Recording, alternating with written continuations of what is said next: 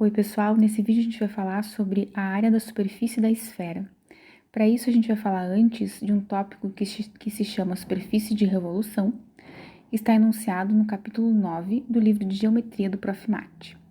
Então, para começar, a gente vai definir isso como sendo f, uma função que está definida no intervalo aberto AB, positiva, diferenciável e contínua.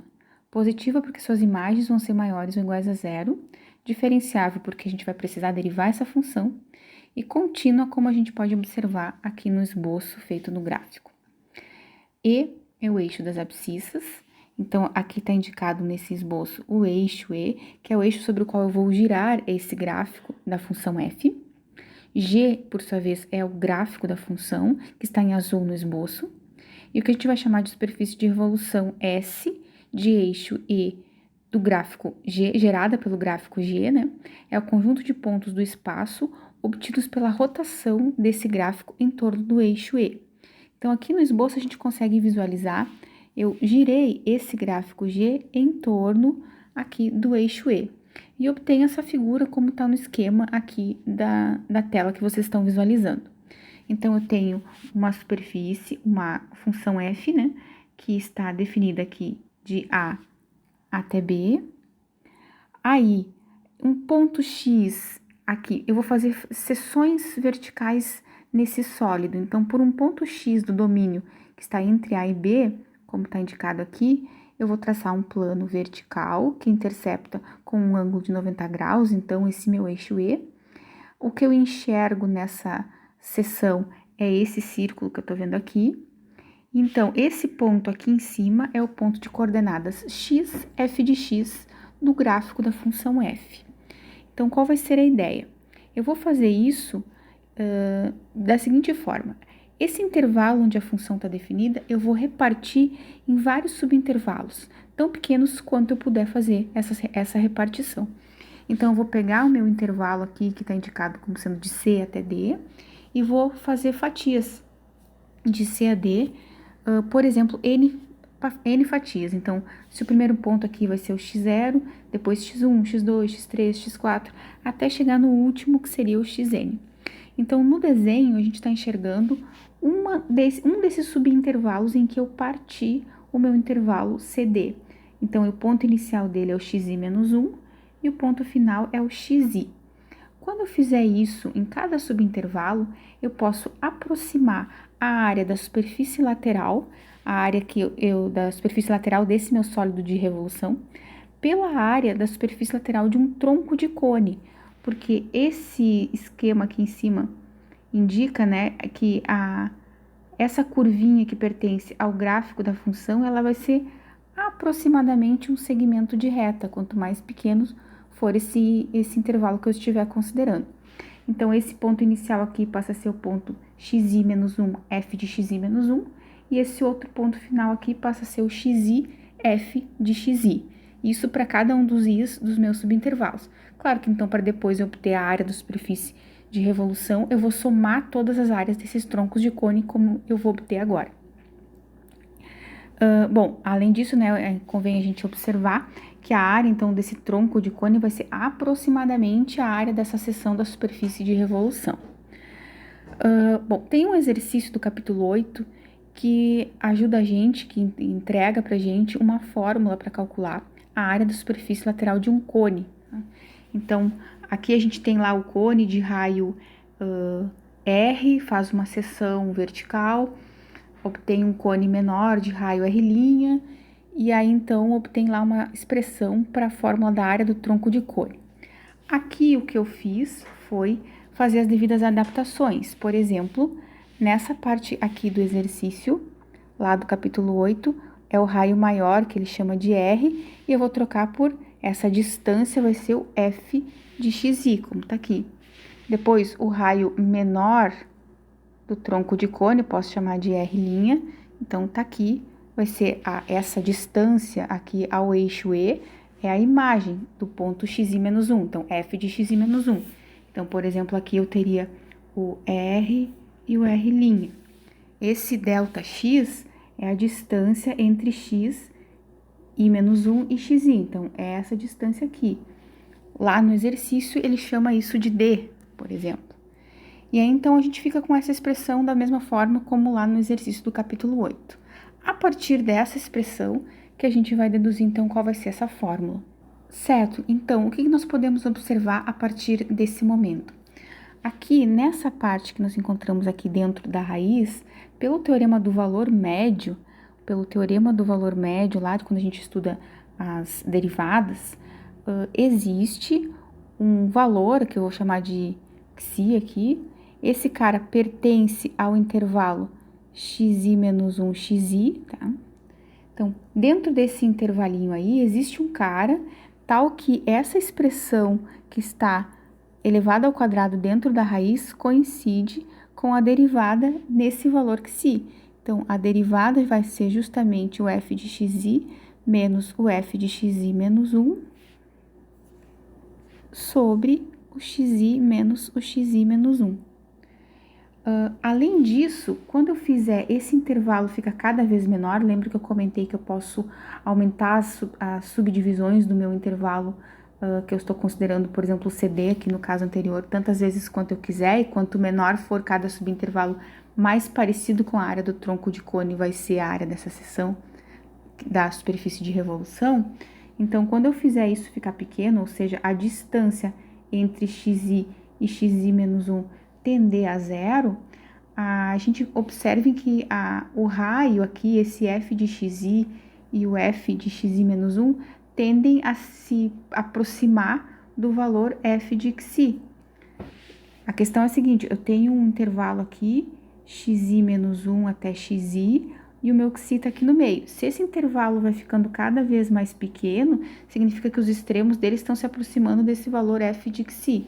Então, essa área eu posso reescrever como sendo π vezes, agora eu vou ter 2 vezes o f de xi, o delta x, né, para cada um dos intervalos, então vou chamar de delta xi para indicar esse intervalo xi menos 1 xi, vezes a raiz quadrada de 1 mais a derivada em xi. Aí sim, pela definição de integral, a gente vai somar todas essas áreas, e a área, então, da superfície de revolução relativa a todo o intervalo CD vai ser a integral de C até D, 2π f de xi, ou f de x, né? Raiz quadrada de 1 mais f' de x, dx. Então, essa é a fórmula que a gente vai utilizar para calcular a área da superfície de revolução gerada pela rotação do gráfico da função f, restrito a esse intervalo CD, em torno do eixo de revolução, eixo horizontal E. Para exemplificar essa situação na prática e para fazer com o objetivo desse vídeo, né, que é calcular a área da superfície da esfera, a gente vai pegar o caso particular em que essa função f, ela coincide com um semicírculo. Então, a função que eu quero, a semicircunferência, a função que eu vou utilizar é uma função fzinho, definida no intervalo de menos r até r, como está aqui, dada pela expressão raiz quadrada de r quadrado menos x quadrado. Então, observe que dessa expressão aqui, a gente tem, então, y igual a raiz quadrada de r quadrado menos x quadrado. Se eu elevar ao quadrado ambos os lados, eu vou acabar com x quadrado mais y quadrado igual a r quadrado, que é a equação da circunferência de raio r. Como eu estou utilizando mais raiz quadrada, essa equação se refere só a essa semicircunferência aqui superior, que é o positivo. Então, o que eu vou fazer? Utilizando a ideia do sólido de revolução, eu vou girar essa semicircunferência em torno do eixo x, vou obter a superfície de revolução, que é a esfera, e pela fórmula que a gente acabou de ver na página anterior, eu calculo a área dessa esfera.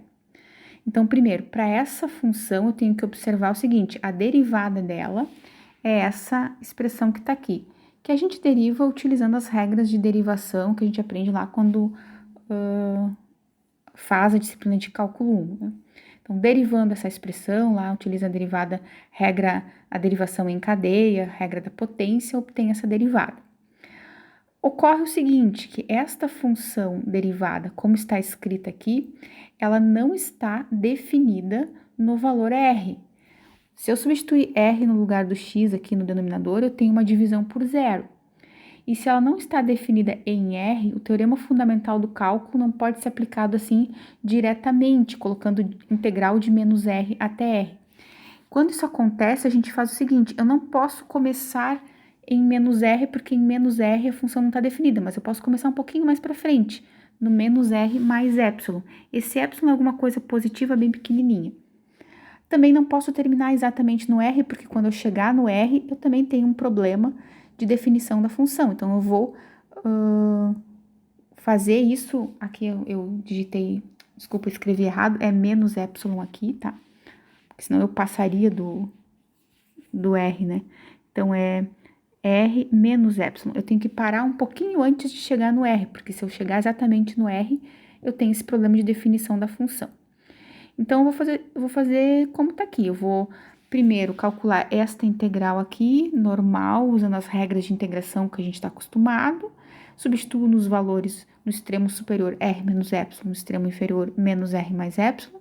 E depois eu vou fazer o limite quando epsilon tende a zero. Então, parece uma integral difícil, mas quando a gente efetuar os cálculos aqui, primeiro, elevando ao quadrado essa expressão, fazendo MMC, cancelando tudo que for possível cancelar, essa área, antes de eu calcular aqui o limite, o que vai sobrar dentro da integral vai ser a expressão aqui, então, de menos r mais epsilon até r menos epsilon. Já vou escrever direto aqui, mas sugiro que vocês pausem o vídeo e refaçam as partes, né, que precisar. Vai sobrar o 2πr dx, tá? Todo o resto vai se cancelar. E a parte boa da história é que esse 2πr não depende de x, né? Então, tem uma propriedade das integrais que diz que eu posso tirar esse cara de dentro da integral. Então, é 2πr, integral de menos r mais epsilon, r menos epsilon da constante 1 dx. E a integral de 1 em relação a x vai ser x. Então, é limite, quando o epsilon tende a zero, 2πr x, teorema fundamental do cálculo, aplicado menos r mais epsilon em r menos epsilon. Então, isso fica limite, quando epsilon tende a zero, de 2πr, extremo superior, quando eu trocar o x por r menos epsilon, menos extremo inferior, menos r mais epsilon. Eu estou aplicando o teorema fundamental do cálculo lá das integrais. Então, aqui vocês podem ver que vai ficar r menos epsilon mais r menos epsilon.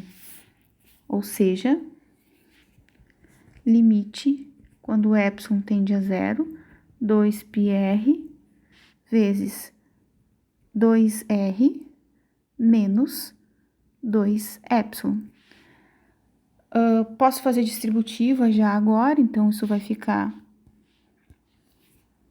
limite, quando o epsilon tende a zero, 2πr, quando eu multiplico por 2r vai ficar 4πr quadrado, menos, quando eu multiplicar agora por 2 epsilon, 4πr epsilon. Quando eu calcular o limite agora, epsilon tendendo a zero, essa primeira parcela não depende de epsilon, então ela fica constante, e essa aqui tende a zero. Então, o resultado final fica 4πr ao quadrado, que é justamente a área da esfera de raio R, que a gente queria mostrar. Tá bem? Então, tem uns exercícios depois, utilizando outras funções, para a gente poder calcular a área dessa superfície de revolução. Então, a ideia é sempre substituir nessa expressão que a gente obteve aqui, tá? Esta aqui, a função desejada. Quando a função tem um problema de quando eu efetuar a derivada dela, ela não está definida exatamente nos extremos onde eu quero calcular a integral, eu tenho que fazer essa adaptação da integral que a gente chama esta aqui de integral imprópria, lá no cálculo diferencial integral. Então é isso, pessoal, um abraço e até a próxima.